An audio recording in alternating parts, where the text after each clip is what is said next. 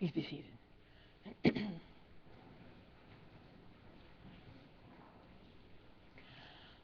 God is my help. That's what the name Lazarus means. God is my help. I suppose that's a name that would behoove all of us. In all of the parables in Luke's gospel, no one has a name except Lazarus. None of the other characters in any of the parables in all of Luke's gospel, except Lazarus. God is my help. I think this points out to us that we really need to pay attention to this parable, that we really need to give attention to Lazarus, God is my help, that he has something, and this parable has something really critical to tell us. And we can hear clearly it's all about those who have and those who don't, and what is between them. In all of Luke's gospel, no one has a name except Lazarus. And in all of Luke's gospel, how often do we hear about those matters of those who have and those who have not? In the Magnificat, Mary proclaims the greatness of the Lord and how the lowly are lifted up and the great ones are set down from their thrones.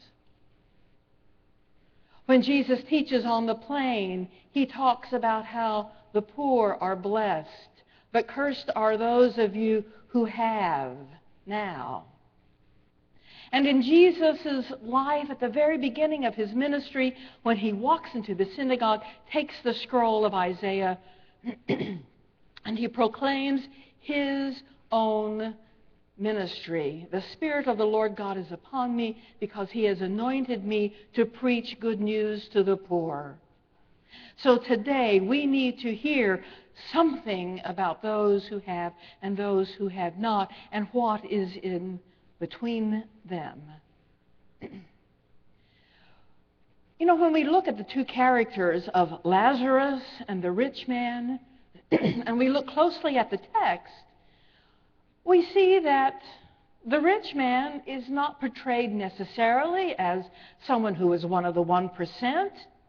He could be one of those just like us who are part of the 99% who have worked hard, worked every day, set something aside, and now in retirement we are taking a bit of ease.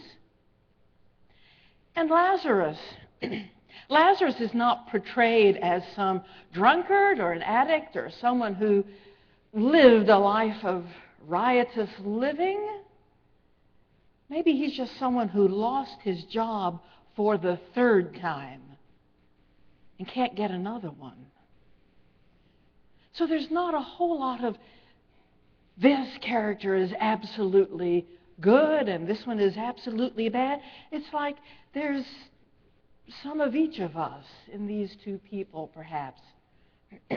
But what is important for us to hear is that there is something between them. It is like the rich man is living in a gated community. He cannot see Lazarus.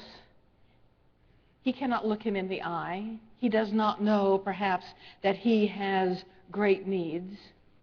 He cannot see him because he is insulated with all that he has, all that he has accumulated, all that he enjoys in his rich food and his purple linen clothes.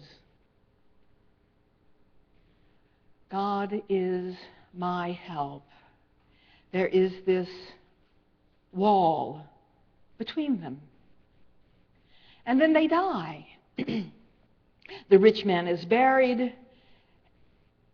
Lazarus, God is my help, is taken into heaven to the side of Abraham, Father Abraham.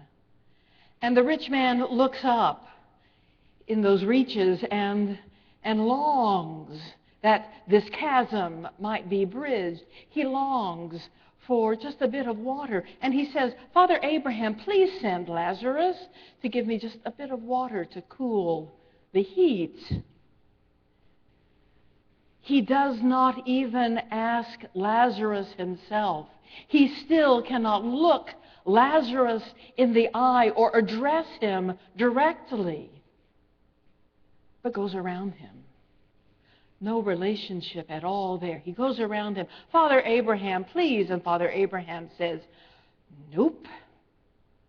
Well then, Father Abraham, would you please send Lazarus to my household? I have 5 brothers. Please spare them the agony that I am experiencing. Still, he cannot address Lazarus directly. Nope, says Father Abraham. They have Moses and the prophets. If they can't listen to Moses and the prophets, they won't even listen to someone who comes to them from the dead. So that chasm is left open.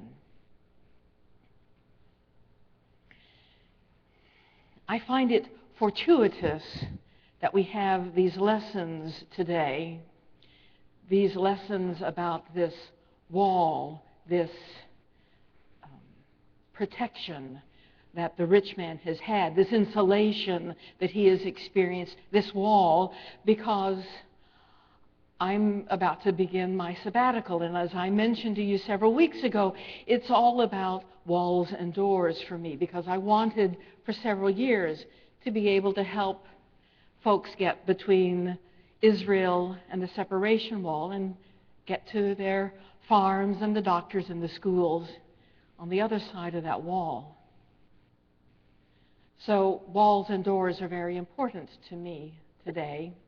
But here is my confession. 25 years ago, when I was a young whippersnapper on the Upper West Side of New York, young and, foolish, but enthusiastic,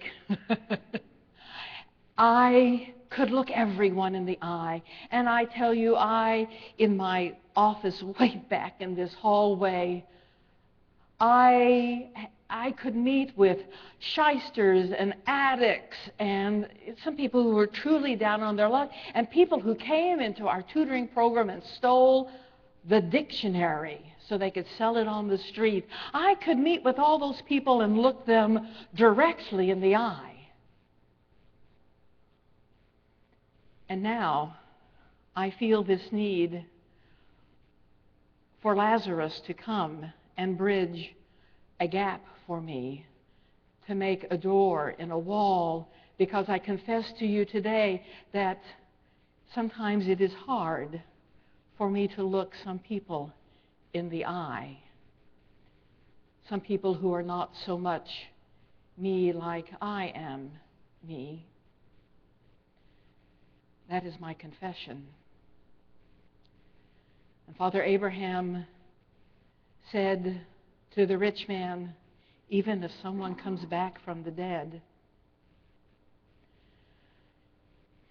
I was not prepared to be able to look all those people in the eye and to be with them before I went to the Upper West Side of New York 25 years ago. Nothing in my growing up in Texas prepared me for that. It must have been some kind of grace.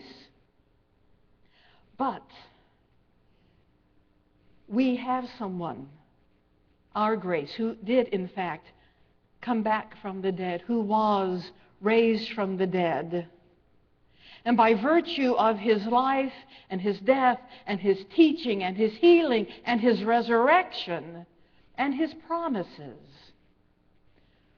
we have that door in the wall. We have the bridge that will go across the chasm. We have the grace in him and in his resurrection to do the things that we never expected that we would be able to do. So now, as I prepare to be away from you for a time, but have you on my heart, and to take you with me, to see those walls and to look for the doors and to say, I know I am not the only person with walls in my life. Inside of all of us, perhaps, is a Lazarus. God is my help, and the rich man. Perhaps inside every one of us is a Palestinian and an Israeli. We have walls in this parish. We need doors. And by the grace of God and in Jesus Christ, we have that door.